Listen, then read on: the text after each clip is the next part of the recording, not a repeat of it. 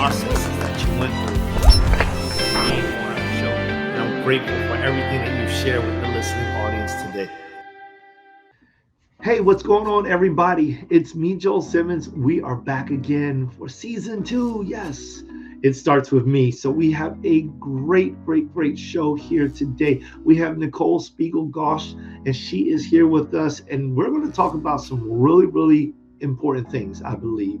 We're going to talk about the trajectory of life and how life's choices lead us down certain directions.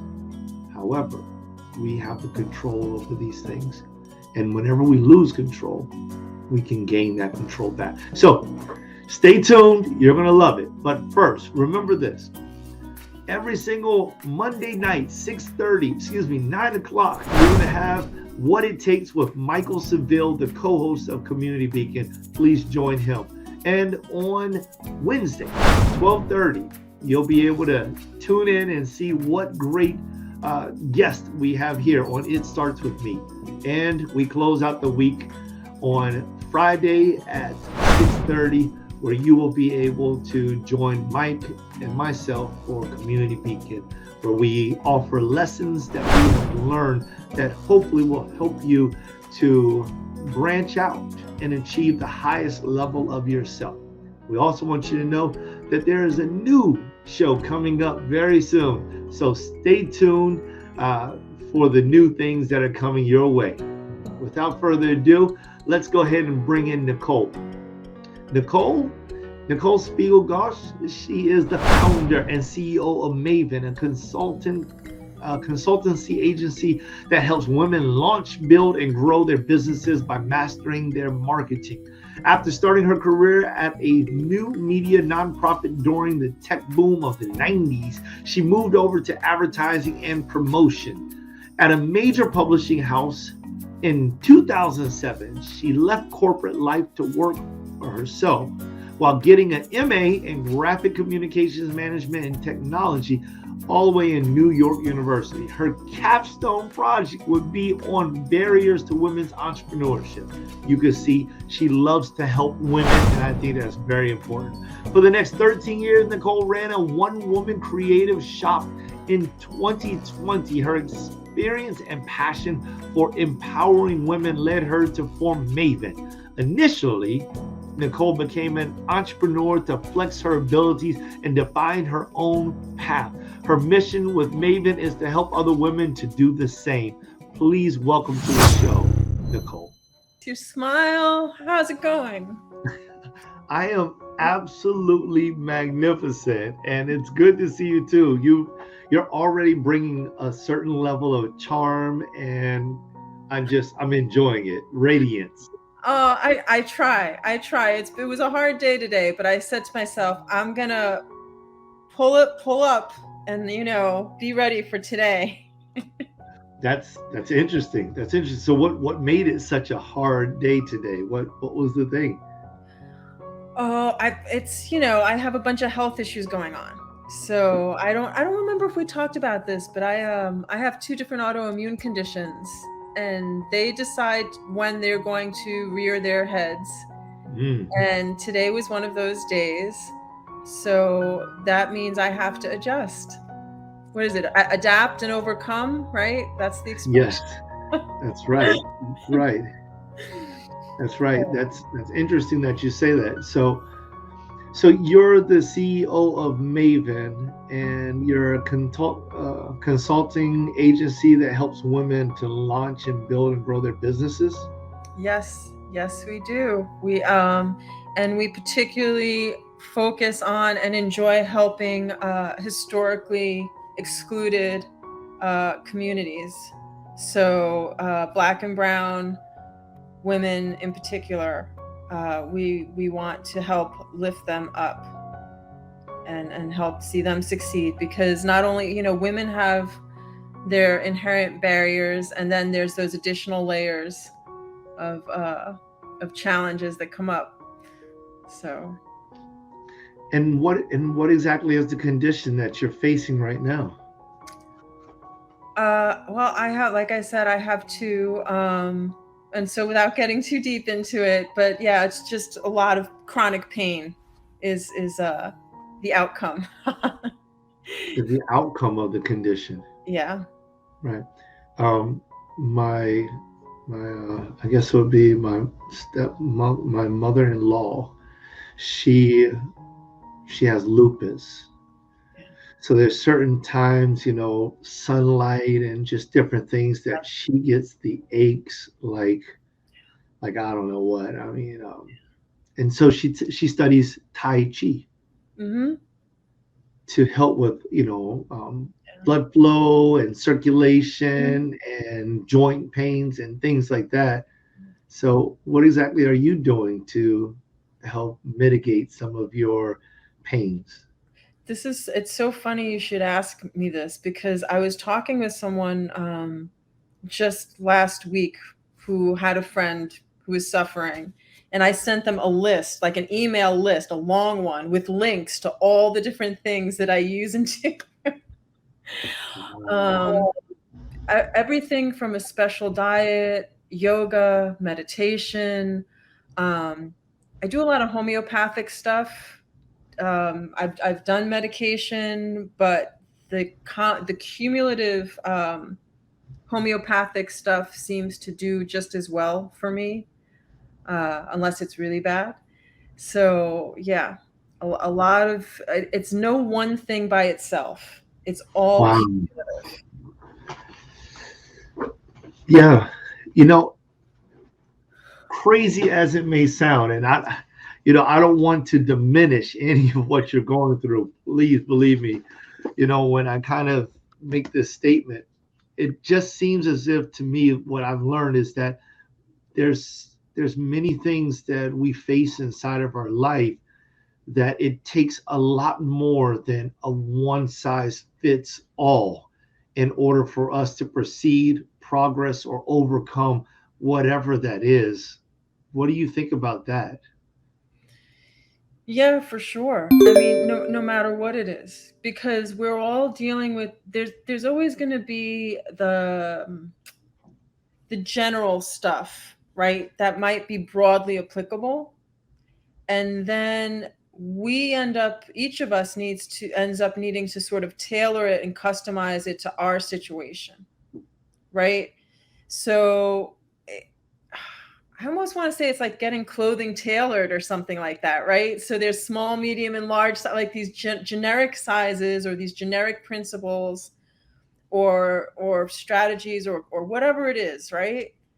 You still will find that you need to tailor it to your specific life circumstance. You know what? Because it has a lot to do with what you're bringing to it. What am I coming equipped with? What am I coming to the table in terms of my past experiences? What do I find valuable or important? So I'll give you an example, since we're talking about the health and business sort of connection, Okay. right? So for me, it's the health has to come first, otherwise my business won't work. And that's a tough pill to swallow. Because a lot of what's out there is like hustle and grind, and that's the only mode that you can succeed in, is if you're hustle and grind. That's it. And if I was to try that, forget it. It's not going to work. It's not going to work. I have to find what's going to work for me, you know? And that's what I try and do with my clients too, because a lot of times it's not, you have this thing in the news and you see a lot of young up and comers, but they're not necessarily talking about having to take care of the kids, or maybe they're caregivers to their parents, or being a support system for their spouse. Whatever the case may be, all of that stuff, your actual life still has to factor in there somehow.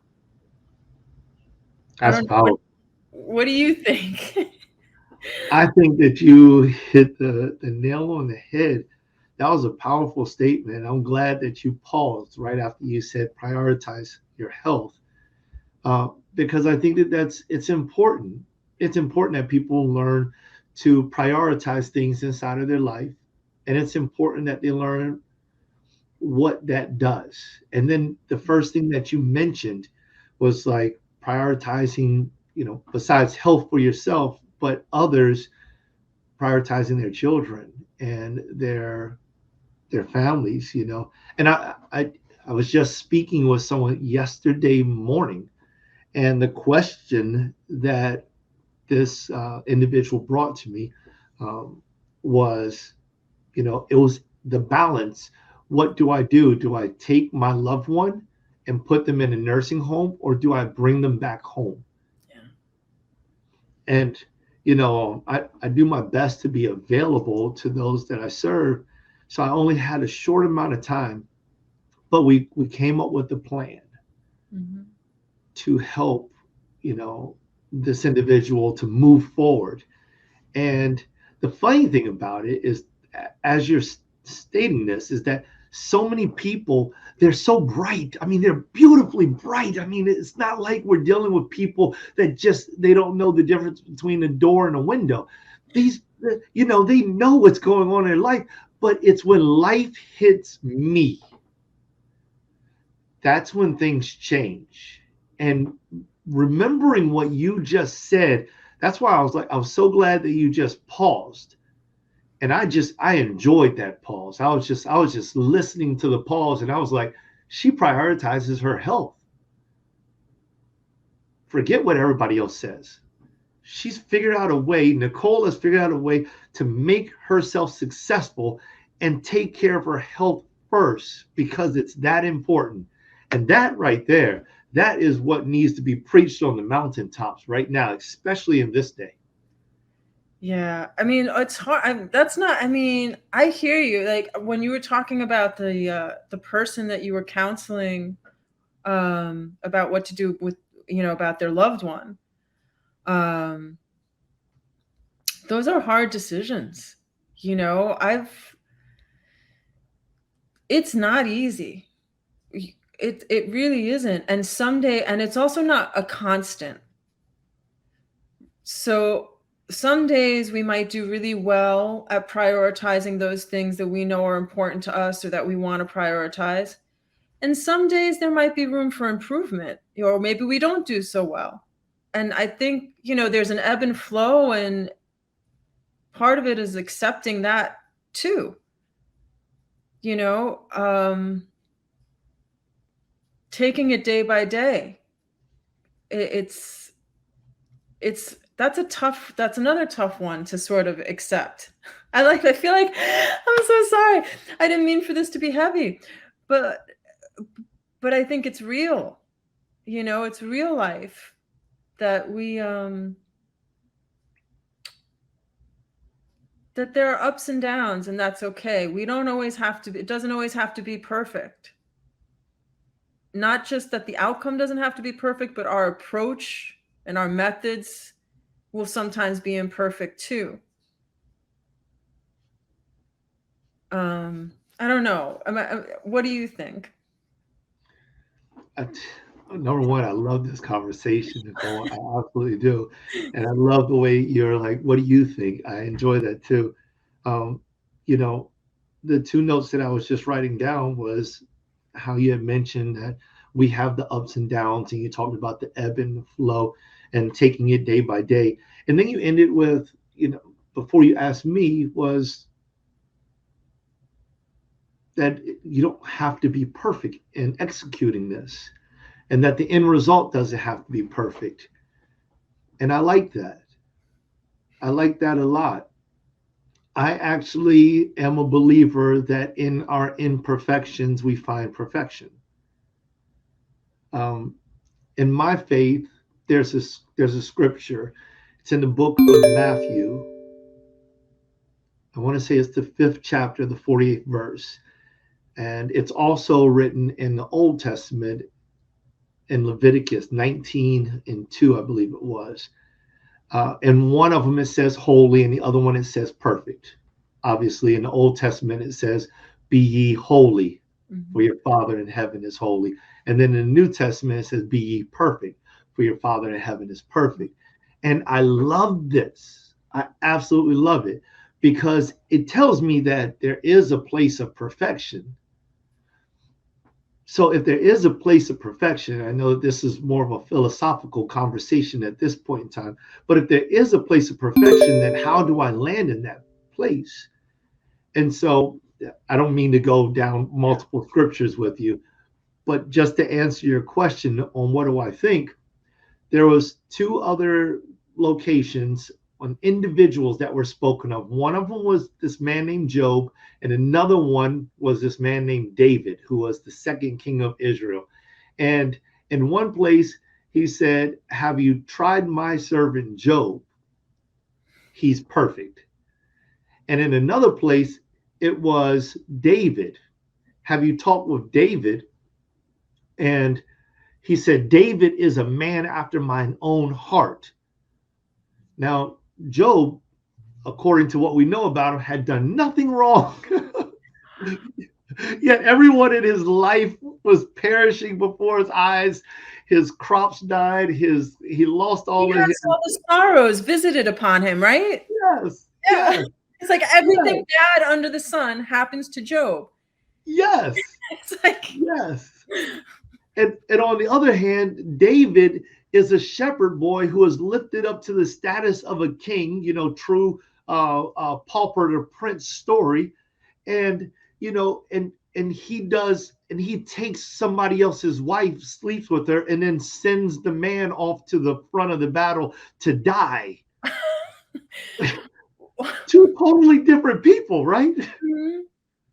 And one of them, who has committed the obvious sin that everybody sees, is considered to be a man after God's own heart, and the other one who has not committed any obvious thing is perfect in God's eyesight. And I think they're both two intertwined thought processes. And then it came to me. It's like, who am I to judge perfection? If I shouldn't judge whether or not Nicole is perfect or not, should I judge if I am?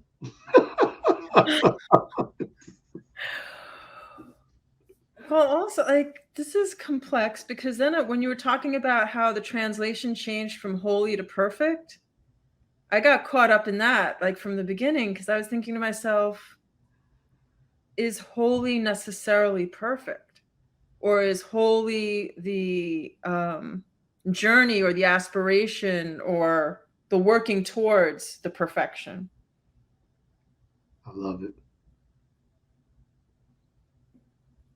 I don't know. I have no idea. But I love that.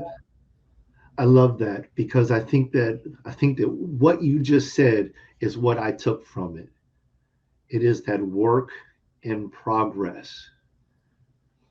We sometimes we look at it with our children, with our, for you a husband maybe, or for me my wife, right? So we look at that, and one thing that we know as married couples is that seeking perfection in our spouse is one quick way to get a divorce. oh yeah, forget it. That's not happening. Well, also because I always think to myself, how can I expect anything from him that I don't expect of myself? Mm, So I don't I mean, part of that, I hate to say it, but it's a little bit self-serving, right? Because the higher the bar I make for him, that means that I better be performing at that bar high level too. So I want to be able to give myself some grace, and if I want to be able to give myself grace, that means in my mind, I have to give him grace. Am I making sense? that that's perfect. It's like I can't. I mean, even like don't get. There'll be times when I'm mad and I'm like, oh well, why did he have to do this, or why can't it be that way, or I can't believe he did such and such again. Doesn't he know that such and such is my pet peeve? uh, and then I have to remind myself, well, I'm sure that I irritate him too, and I know he doesn't like it when I do X, Y, and Z, so I better just let it go. Right? Because that's the only way to have harmony almost. is to give a little bit of grace. And here we are, ebb and flow, day by day. And here, I believe that's where we find perfection. I like that. I'm gonna have to think about this a lot. Yeah. I and see, here's the outside point of view. Have you, and I'm sure you have, because I can hear the way that you're speaking, that you've heard this before, but just so that I can ask it, has anyone ever said to you, wow, you and your husband, you're perfect for each other? Huh. I don't know if they've ever said that. Or They, something similar? yeah, they've definitely said that it seems like we're very loving with each other. That I do get a lot. That they can tell how much we love each other. I'm It's like so the match. sappy, but It's, it's it's but it's right. we've been together 24 years. 24 years. We've been married, so we were together. We've been married 17. 99? Yes, 99, 98. 99. So around Mhm. somewhere around there. So we dated for 7 years, and people were like, "What's going on? This is taking forever." And then we got married. So in total, we've been together for 24, but we've only been married for 17. Very good. I got married in 98. I think it was 98. I'm pretty sure it's 98. It was either 98 or 99. So when I was hearing you, I was like, God, that sounds like my life right there. And you must have got married right out of the crib. I'm older than I look, so I'm but thank you. I'll take it. I'll take it. Yeah, yeah. So, but I love that, and I love the if I can, the evolution of this conversation. I believe I believe that's the way that life works, and we learn these things as we go along. But I feel like I'm more like my wife and I are more of a perfect match after seeing how many hurdles we've had to overcome and how many pitfalls we've had to climb out of, and seeing how she stayed with me and went through all of that. I don't know that I could ask for someone better than that, proving that she has already done that. It's like, here it is. It's like when you watch, the Disney, and you see the man, old school Disney, the man, he's like, going through, he's fighting dragons and stuff, and, fighting off all these different beasts and everyone so he can get to the woman. It's like, I feel like she went through all of that stuff to get to me, you know? And like, what do you do with that? You can't turn your back on that. No, not at all. I mean, that is it's funny because you're right. Like in especially old Disney or in old movies, you always see the man is questing and the woman is waiting. But even in that old model, there's a certain fortitude and strength it takes to wait. Um, and also, when I think about what you're talking about with your marriage, what one person goes through, both people are going through, no matter what.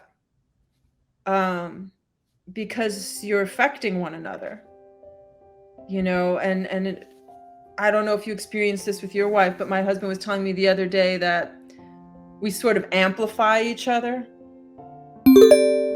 So if I'm feeling good, he's going to be feeling good, and vice versa. But if I'm feeling down, the whole house feels down. Right? So that's part of it too, is that when we know we have someone else sort of tethered to us, it sparks, I think, something inside us, even if it's subconscious, to give and go that extra distance. That's good. Do you know what I mean? I do. I think that was well said too. You So have such a deep relationship with your heart and your mind. I'm trying, it's we're I love these conversations. I'm so glad that we finally get to be together. Yeah, so am I. You're very humble too. Thank you. Thank you. What do you think? I mean, with all that we've discussed so far, going from health and business to relationship development and to forging forward with our spouses, as a leader in the community, I mean, the show's all about how it starts with us, right? Mhm. And these are all of the different things that we've discussed, and those are all internalized that eventually are externalized, right? They affect somebody in some way, shape, or form. Mhm. So, as leaders in our communities, in our churches, in our families, in our businesses, how do you think this best can serve other people? And for those leaders or those that inspire to be a leader with like compassions, how do you think that they would gain this type of influence? That's a really good question.